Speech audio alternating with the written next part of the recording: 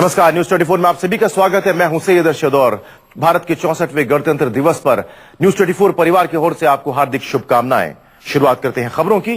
64वें गणतंत्र दिवस के जश्न के लिए राजधानी दिल्ली के साथ साथ पूरा देश तैयार है और इसके साथ ही इस जश्न की हिफाजत के लिए तैयार है दिल्ली पुलिस। मुख्य कार्यक्रम स्थल राजपथ से लेकर लाल किले तक के इलाके को छावनी में तब्दील कर दिया गया है। इसके अलावा दिल्ली के चप्पे चप्पे पर सुरक्षा के कड़े इंतजाम किए गए हैं। गणतंत्र दिवस पर राजधानी में सुरक्षा सख्त। 25,000 जवानों के हवाले राजधानी दिल्ली। राष्ट्रीय जश्न की हिफाजत में लगी 50,000 आंखें। जमीन ही नहीं, आसमान से भी रखी जा रही है नजर। पूरा देश आज 64वां गणतंत्र दिवस मना रहा है और इस मौके पर राजधानी दिल्ली के राजपथ पर होने वाली परेड पर कोई खलल पैदा ना हो, इसका भी पूरा इंतजाम किया गया है। दिल्ली पुलिस देश के इस राष्ट्रीय जश्न के मौके पर आतंकियों के नापाक मंसूबों को नाकाम करने के लिए तैयार है। आतंकी हमले की आशंकाओं को देखते हुए राजधानी की सुरक्षा में अर्धसैनिक बल के जवानों और एनएसजी के शार्प शूटर समेत 25,000 जवानों को तैनात किया गया है, जिनकी पैनी नजरों से किसी का भी बच पाना मुश्किल है। मुख्य कार्यस्थल राजपथ से लेकर लाल किले को छावनी में तब्दील कर दिया गया है। राजपथ से लेकर लाल किले के इलाके में ऊंची इमारतों पर शार्प शूटर्स तैनात किए गए हैं। इसके साथ ही इस इलाके पर नजर रखने के लिए 160 सीसीटीवी कैमरे लगाए गए हैं, जिनमें रिकॉर्ड हो रही तस्वीरों पर कंट्रोल रूम में बैठे सुरक्षाकर्मी 24 घंटे नजर रख रहे हैं। जवानों के अलावा गणतंत्र दिवस परेड के गुजरने वाले रास्तों पर स्निफर डॉग और बम स्क्वाड को भी तैनात किया गया है। 64वें गणतंत्र दिवस के जश्न के इसमें पूरी तरह तैयार है। आप देख सकते हैं कि हमारे पीछे अमर जवान ज्योति है, जहां पे सुबह राष्ट्रपति आएंगे और यहाँ शहीदों को श्रद्धांजलि अर्पित करने के बाद सीधा हमारी तरफ से बाएं तरफ सड़क है राजपथ से होते हुए राष्ट्रपति भवन की तरफ चले जाएंगे और सैल्यूटिंग बेस में उनको 21 तोपों की सलामी दी जाएगी। उसके बाद राष्ट्रपति अपने अंगरक्षकों के साथ सीधा सलाई मंच की तरफ जाएंगे। उसके बाद देश आज 64वां गणतंत्र दिवस मना रहा है। इस मौके पर राष्ट्रपति प्रणब मुखर्जी तिरंगा झंडा फहराएंगे और परेड की सलामी लेंगे। राजपथ पर मुख्य समारोह का आयोजन सुबह 9 बजे से किया गया है।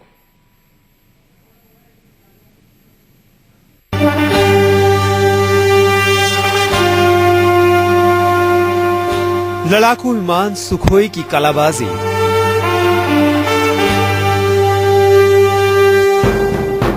झांकियां और सशस्त्र बलों का मार्च पास्ट।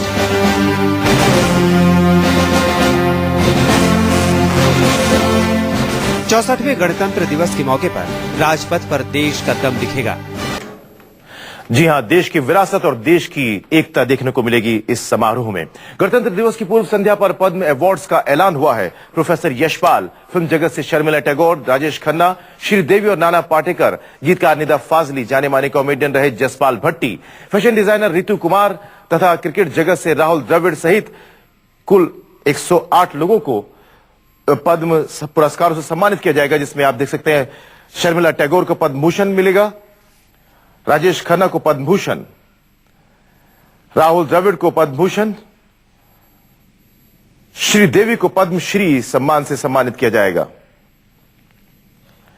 मैरी कॉम को पद्म भूषण नवाजा जाएगा, आदि गोदरेज को पद्म भूषण सम्मान दिया जाएगा। प्रोफेसर यशपाल को भी पद्म विभूषण से नवाजा गया है। प्रोफेसर यशपाल जाने माने वैज्ञानिक हैं और उन्हें पद्म विभूषण से नवाजा गया है। दूरदर्शन के टर्निंग पॉइंट से वो लोकप्रिय हुए थे और 1976 में पद्म भूषण उन्हें मिला था। अब पद्म विभूषण से उन्हें सम्मानित किया जा रहा है। 2007-2012 तक जेएनयू के साथ रहे वो। हरियाणा के कैथल में जन्मे, हरियाणा के रहने वाले हैं और पद्म विभूषण से नवाजे जा रहे हैं प्रोफेसर यशपाल जी। इसके अलावा पद्म विभूषण एस हैदर राजा को दिया जाएगा। जाने माने 1981 में पद्मश्री इनको भी नवाजा गया था पद्मश्री से और 1991 में ललित कला अकादमी में फेलो के तौर पर ये थे और 2007 में पद्म भूषण से सम्मानित किए गए थे। पद्म विभूषण पाने वालों में रघुनाथ महापात्रा भी हैं। 2011 में इन्हें पद्म भूषण मिला था। उड़ीसा के शिल्पकार हैं रघुनाथ महापात्रा। कई मंदिरों का इंटीरियर डिजाइन किया है इन्होंने और पुरी में आपने जन्म लिया और साथ में पद्मश्री पाने वालों में नाना पाटेकर फिल्म पर्सनालिटी, बहुत सारी फिल्मों में आपने इनको लगातार देखा होगा। एक से एक अदाकारी के जौहर दिखाने वाले नाना पाटेकर को पद्मश्री सम्मान से सम्मानित किया गया है। पद्म विभूषण पाने वालों में प्रोफेसर रोडम नरसिम्हा भी शामिल है, जो IIS बेंगलुरु से ME हैं, और प्रोफेसर सतीश धवन के साथ उन्होंने काम करने का शरफ हासिल हुआ है और उनके साथ ही काम कर चुके हैं रोडम नरसिम्हा। इसरो में भी आप काम कर चुके हैं और एक जानी मानी पर्सनालिटी है भारत की। पद्म विभूषण से नवाजे गए हैं प्रोफेसर रोडम नरसिम्हा, पद्म विभूषण से नवाजे जाएंगे। इसरो में काम कर चुके हैं आप और देश की एक महान शख्सियत।